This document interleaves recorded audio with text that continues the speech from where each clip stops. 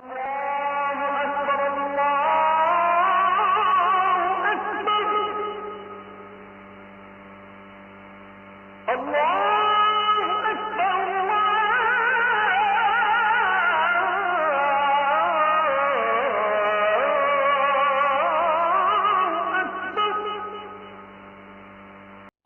রাব্বুল আলামিন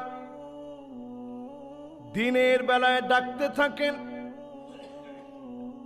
ইন্নাল্লাহা ইয়াবসুতু ইয়াদাহু বিল্লাইল লিয়াতুবা মুসিউন নাহার।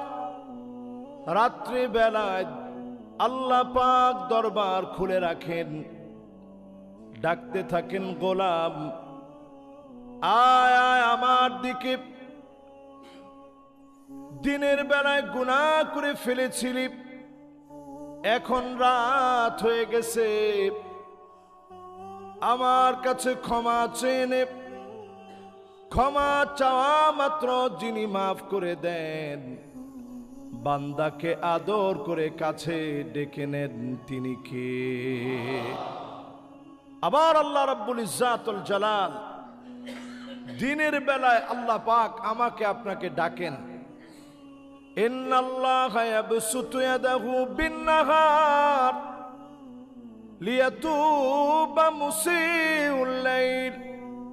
রাতের অন্ধকারে গুনাহ করে ফেলেছিলেন, আল্লাহ পাক আপনাকে আমাকে ডাকেন, গোলাম রে এখন দিন হয়ে গেছে, আমি আল্লাহর কাছে ক্ষমা চেয়ে নাও।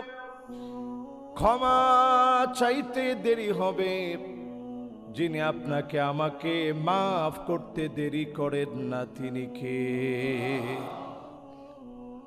এই মানুষগুলো যদি গুনাহ না করত,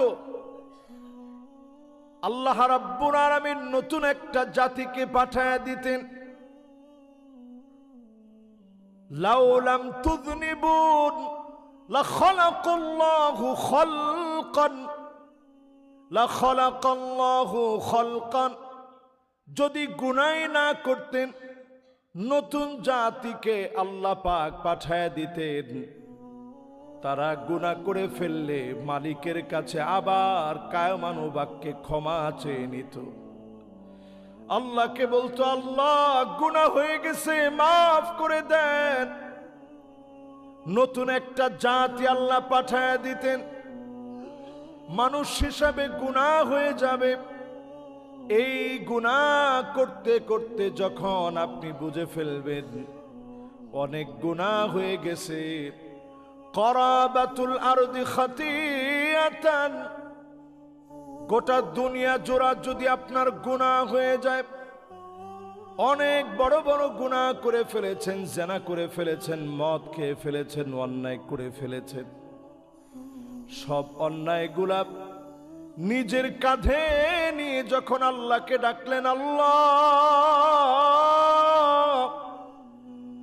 রমাদান আসার আগে, শবে বরাতের মুবারক সময়টা পাওয়ার আগে, আল্লাহ আপনি আমারে মাফ করে দেন।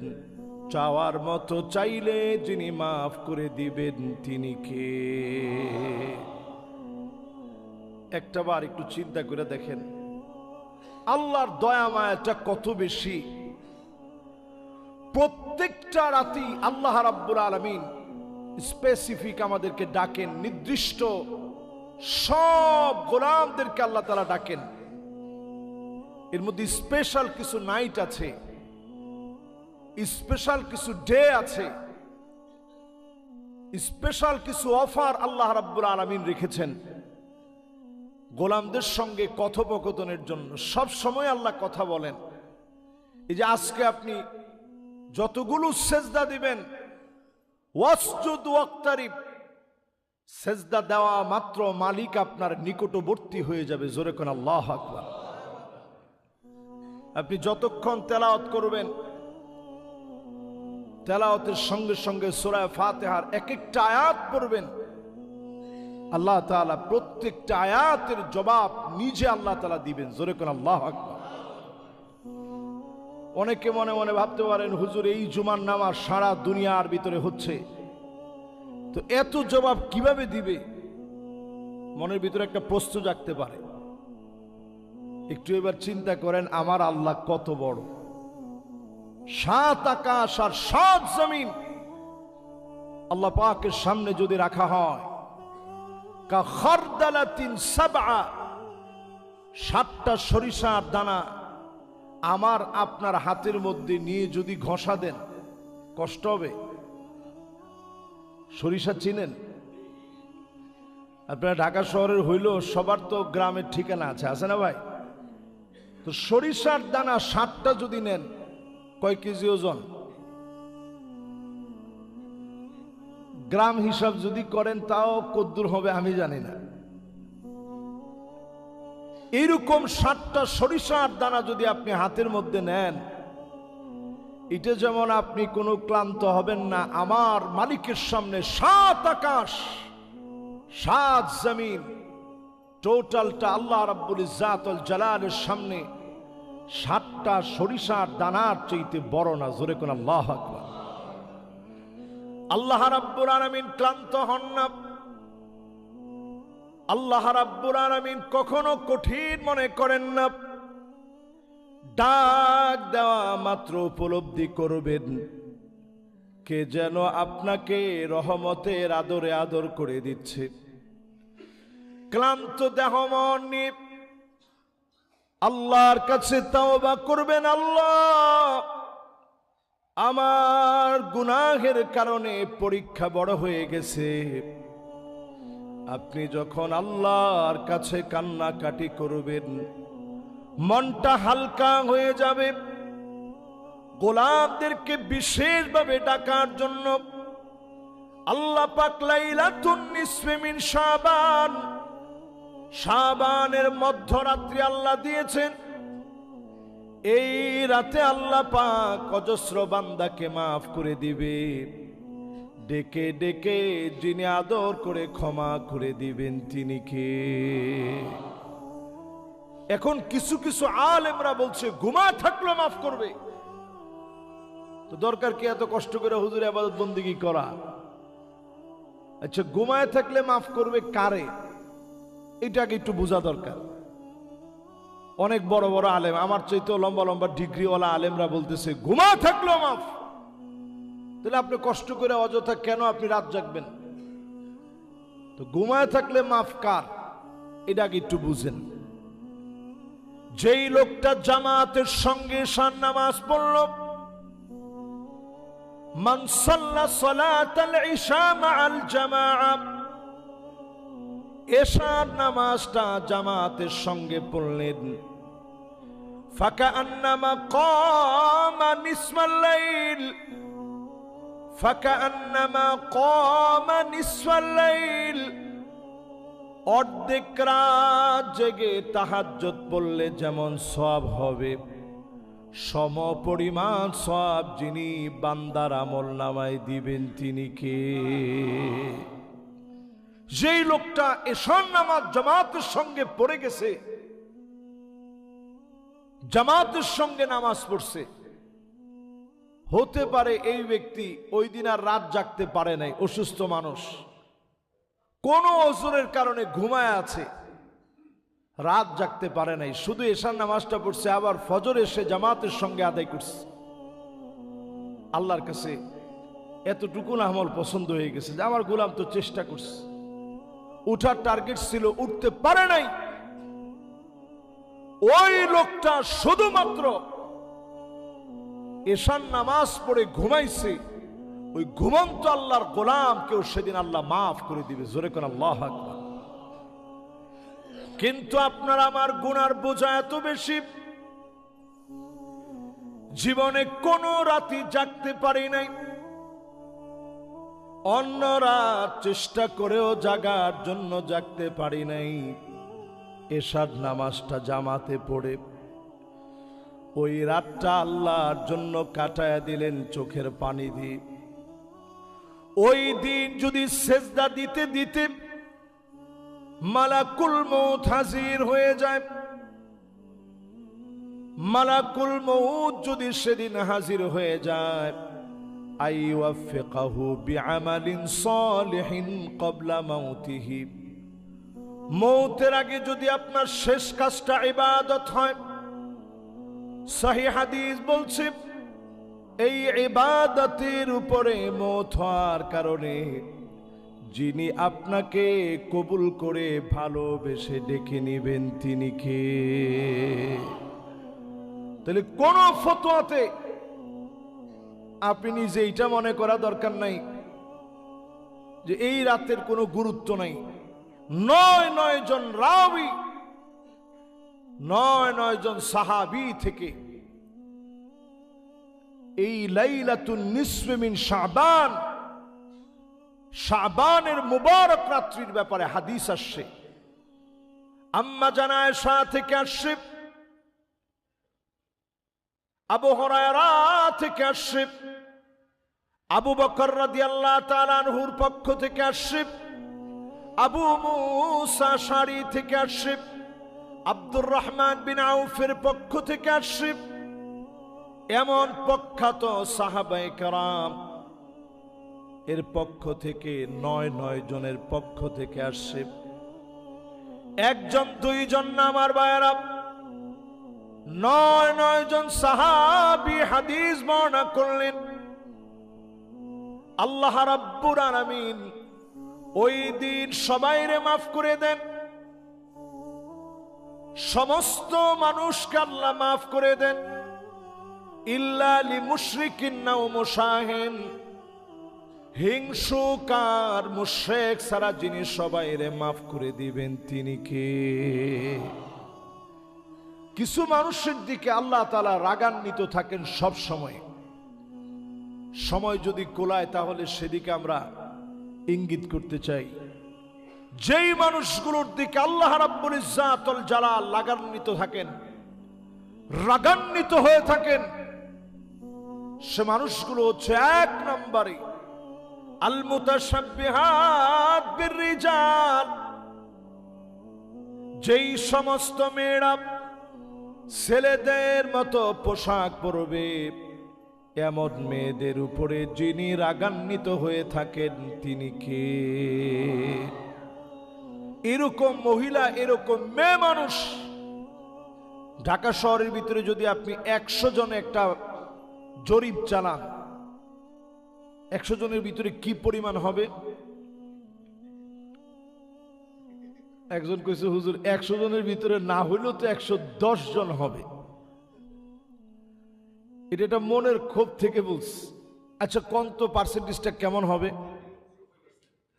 দেখেন, এটা আমি বলি না, এটা আপনারা বলছেন হুজুর 90 জন হবে। তাহলে লিখে রাখেন 90 জন। আমার মা বোন শ্রদ্ধা রেখেই বলছি, অনেক মা বোন হয়তো আলোচনা যে পর্যন্ত আওয়াজ যায় অনেকে শুনেন, শ্রদ্ধা সম্মান রেখেই বলছি 90 জন মহিলার দিকে আল্লাহ রাব্বুল আলামিন রাগান্বিত হয়ে আছেন। রাগান্বিত হয়ে আছেন ওই নারীর দিকে যে স্বামীর প্রতি সন্তুষ্ট হয় না। এমন নারী কতজন হবে?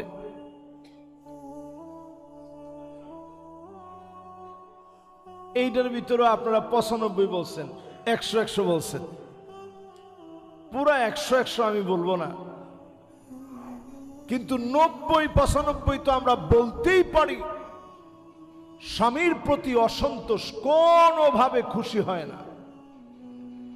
অথচ আম্মা জানদের ঘরের খবর নেন, মুসালসাল এমন কয়েকটা মাস নবীজির জীবনে ছিল, একদিন যদি খাবার থাকতো অন্য দিন নবীজির ঘরে কোনো খাবার নাই। একজন আম্মা জানো এসে এই কথা বলে না, ওগো নবীজি আপনার সঙ্গে বিবাহ বসে কেন খাবার নাই? নবীজিরে বাড়তি কোনো পেরেশানি দেয় নাই, হাসি মুখে ক্ষুধার কষ্ট বরণ করে নিলেন। প্রতিনিয়ত স্বামীর প্রতি যারা অসন্তোষ প্রকাশ করেন, বিশ্বাস করেন স্বামী যদি খুশি থাকে, আপনি যদি চলে যান, স্বামী সন্তুষ্ট আপনার উপরে, ওহুয়া রাদিন আনহা, আপনার উপরে সন্তুষ্ট আছে, ওই মা বোনের দাম আল্লাহর কাছে এত বেড়ে যাবে, আল্লাহ পাক জান্নাতের সব দরজা খুলে দিয়ে বলবে, যাও যাও নামাজি যে মহিলা, রোজাদার যে মহিলা তার জীবনের স্বামীর সন্তুষ্ট অর্জন করেছে, লজ্জাস্থানের হেফাজত করেছে, পর্দানিশীন হয়েছে, জান্নাতের সব দরজা মালিক খুলে দিবে। সন্তুষ্ট চিত্তে যিনি জান্নাতি বানায় দিবেন তিনি কে? আল্লাহ পাক বড় রাগান্বিত ওই মহিলার দিকে যে সব সময় স্বামীকে ব্লেম দেয়, নানা রকম স্বামীর উপরে অসন্তোষ প্রকাশ করে, খালি বলে আমি দেখে আপনার ভাত খেয়ে গেলাম। অন্য মহিলা হইলে পোলাও খেত, ঠিক না? এই যে কথাটা বলেন, আল্লাহু আকবার। এই যে এখানে স্বামী যারা বসা আছে,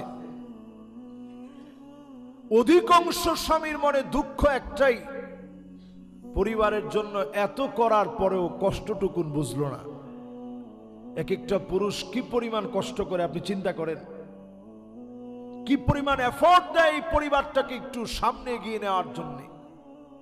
ঘুম নাই, অনিদ্রা, চেষ্টা ফিকির সব পরিবার নিয়ে, কিন্তু পরিবারের সন্তোষ নাই। আল্লাহ তাআলা বড় বেজার হয়ে যান ওই পরিবারের উপরে, ওই মানুষের উপরে আল্লাহ বেজার থাকেন যেই মানুষটা জীবনে নিজেকে এমন ভাবে অহংকারী বানায় নিয়েছে, দরিদ্র হওয়ার পরেও অহংকার কমে না, এমন লোকের দিকে যিনি তাকান না, কথা বলেন না, দয়া দেখান না, তিনি কে? সবে বরাত আসছে, এই অভ্যাস পরিত্যাগ করেন, নিজের পরিবর্তন করেন। গরিব হওয়া অন্যায় না। আমার রাসূল কখনো সম্পদ আল্লাহর কাছে ওইরকম চান নাই। আপনি হাদিস খুঁজা দেখেন, আমাদেরকে আল্লাহ তাআলা যদ্দুর দিচ্ছেন, ইদ্দুরের জবাব কেমনে দিব এটা একটু চিন্তা করেন। আমার রাসূল যখন প্রেসিডেন্ট ছিলেন, শাসক ছিলেন, নবীজি ঘুম থেকে উঠছেন, চাটাইয়ের দাগ গুলা নবীজির মোবারক পিঠের মধ্যে পড়ে গেছে। হযরত ওমর দেখে কিরকম দড়ি পাকানো বিছনা ছিল নবীজি। আপনি ঘুমাইতে পারবেন? আমাদের এরকম আরামের শরীর হয়েছে, এখন আমরা ম্যাট্রেস দিয়ে ঘুমাই। ওরে বাপরে বাপ!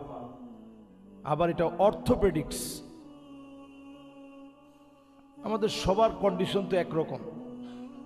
আল্লাহ গরম গরম ভাত খাওয়ায়, 3 বেলা আমরা গরম ভাত খাই, অথচ আমার রাসূল এই রকম পাকানো দড়ি দিয়ে বানানো বিছনা থেকে যখন উঠছেন, হযরতে ওমর দেখে সহ্য করতে পারে নাই।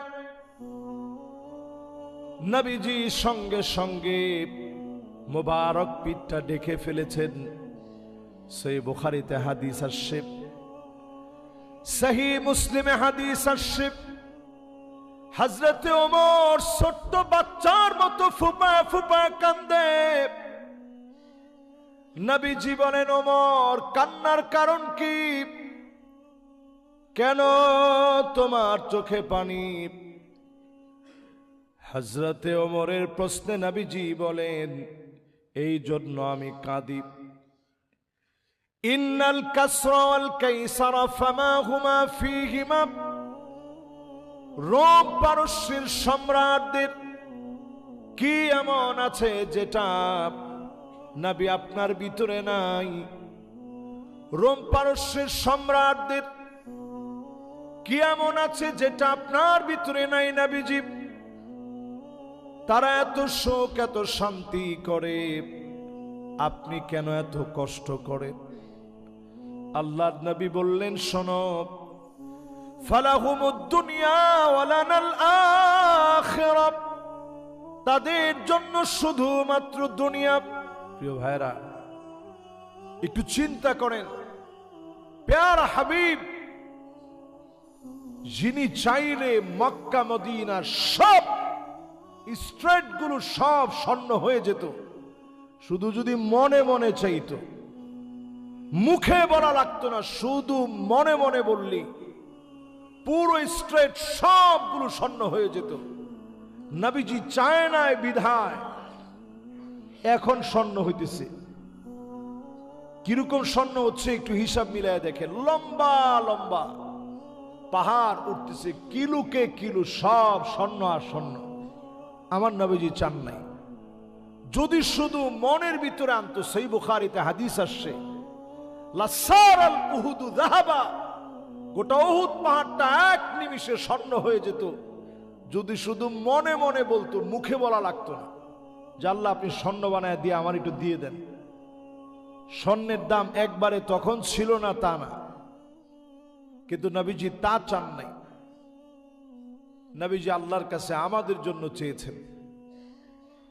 আল্লাহ পাক সেদিন তাকাবেন না কার দিকে?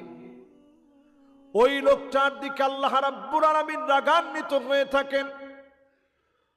রাজুলুন বায়া রাজুলান লা ইউবাইউহু ইল্লা দুনিয়া, যেই লোকটা দুনিয়ার জন্য নেতার পিছনে গিয়ে ঘুরবে, নেতারে গিয়ে বলবে নেতা আপনার সাথে আছি, এরকম লোক আছে?